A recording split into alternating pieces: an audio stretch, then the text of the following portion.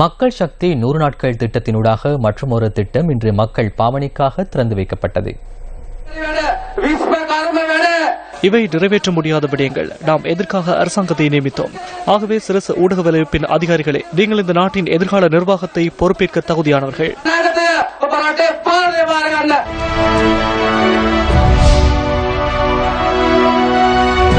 இது அப்பாவி விவசாயியின் குரல். மாதரை மாலிம்பட கதுவ கிராமத்தில் 190 ஏக்கர் வயல் நிலத்திற்கு நீர் பாய்ச்சிய வாவி 12 நாட்களில் புனரமைக்கப்பட்டு இன்று மக்கள் பயன்பாட்டிற்காக வழங்கப்பட்டது. சமய வழிபாடுகளின் பின்னர் இதற்கான நிகழ்வு இன்று இடம்பெற்றதுடன் இதில் கேபிட்டல் மகாராஜா நிறுவனத்தின் உயர் அதிகாரிகள் உள்ளிட்ட பலரும் கலந்து கொண்டனர்.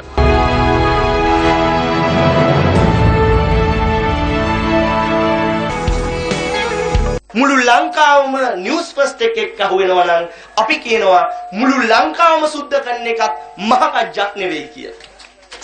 முழு இலங்கை வாழ் மக்களும் நியூஸ் ஃபர்ஸ்டுடன் இணைந்து கொண்டால் நாட்டை அபிவிருத்தி செய்வது சிரமமான விடயமல்ல. எமது பலமே நீங்களும் ஊடகமும் இணைந்தமையினால் நாம் இதனை இன்று நிறைவு செய்துள்ளோம். இன்று நாம் வாவியொன்றை புனரமைத்தோம். இதேபோன்று ஆறுகளை புனரமைப்போம். ஊழல் மோசடி நிறைந்த முழு நாட்டையும் அதிலிருந்து நாம் பாதுகாப்போம்.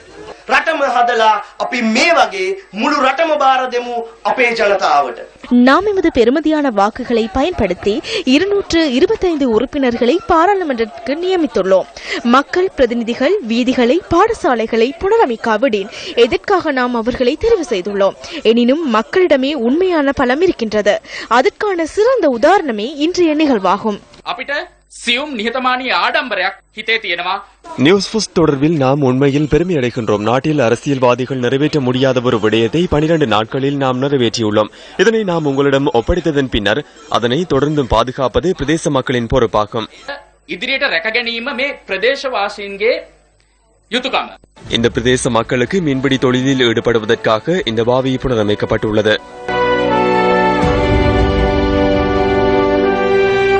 இந்த திட்டம் உரிய தரத்துடன் நிறைவேற்றப்பட்டுள்ளது என்ற சான்றிதழ் இங்கு வழங்கப்பட்டதுடன் மக்கள் சக்தி அணியும் உருவாக்கப்பட்டது.